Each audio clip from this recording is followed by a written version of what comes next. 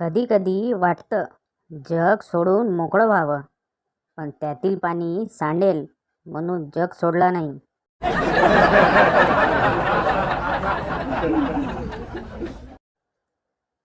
प्रत्येक नवऱ्याला पंख असतात, फक्त बायको माहेरी गेली की फडफडतात.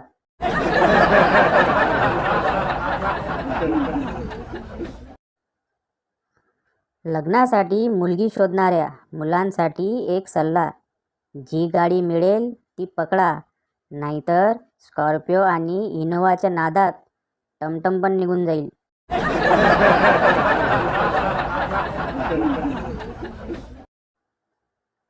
बायकोला एक कानाखाली मारली म्हणून जजने ₹1000 दंड केला. गण्या: जज साहेब, अजून एक कानफडात मारू का? जज: का? गण्या: सुट्टे नाहीत साहेब, 2000ची नोट आहे. जज: वाजवी मग.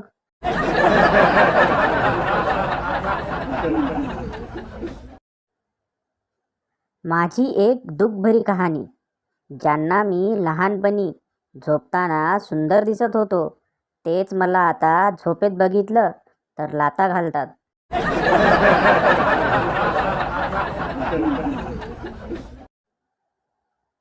हलवा पूरी होती है, भेल पूरी होती है, खीर पूरी होती है, पानी पूरी भी होती है, बस नींद पूरी नहीं होती.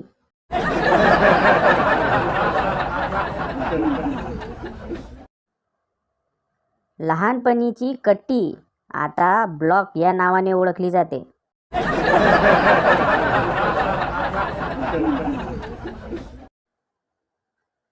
एका आजोबांच्या डोक्यावर फक्त 8 केस.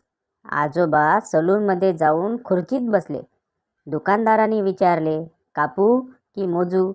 आजोबा म्हणाले, कलर कर, कलर.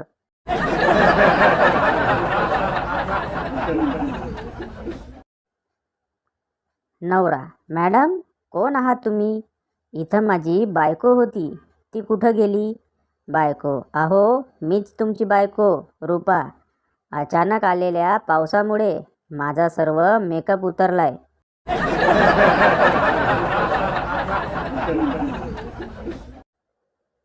बायकोने मॉलमध्ये मनसोक्त शॉपिंग केल्यावर बिल काउंटरवर कर्रकन बाहेर येणाऱ्या बिलाच्या लांबलचक पट्टीला काय म्हणावं? उधळपट्टी.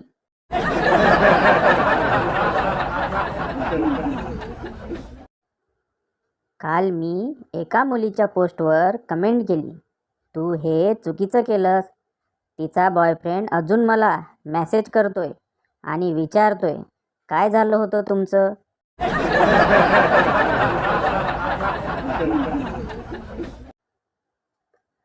एक सभ्य माणसाला काय पाहिजे?